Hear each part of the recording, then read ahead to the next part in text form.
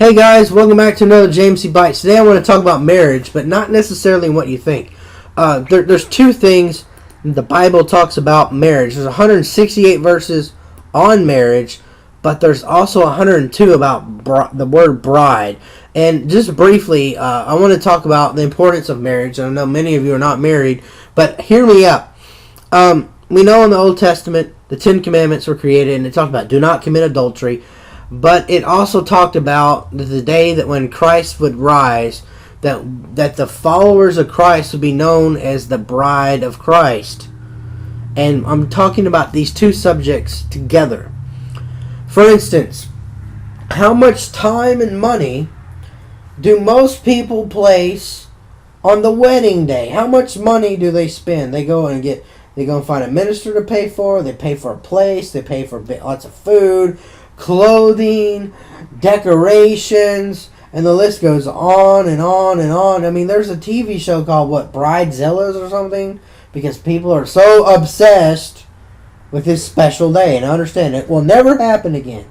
Don't want to discredit the importance of the day. But how many people put in that much emphasis, that much importance to the rest of the marriage? And for those of you that are still focusing on the program today, what about us as the bride of Christ? We got saved. It was a very important day. We're all excited. Kind of like people that get married. They're all excited. They go and get baptized, whatnot. They tell people, years, months down the road, what are we doing?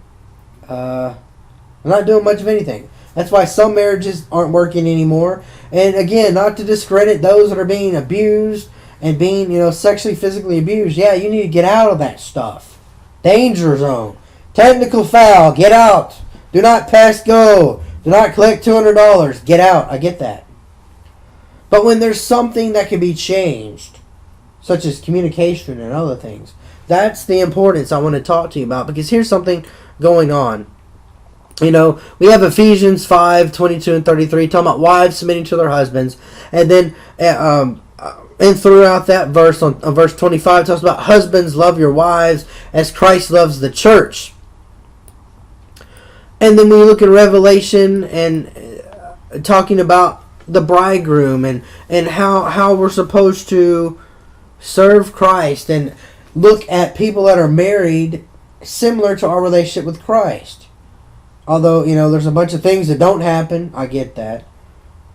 But the point is, are we prepared? Are we prepared to continue to spend the rest of the days that we have with the relationship that we have with Christ and do what He wants us to do with our own lives, to serve Him and Him alone?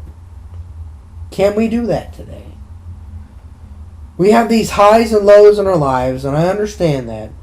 I get that. But my challenge for you today is, can we effectively be more consistent? That's the key issue here.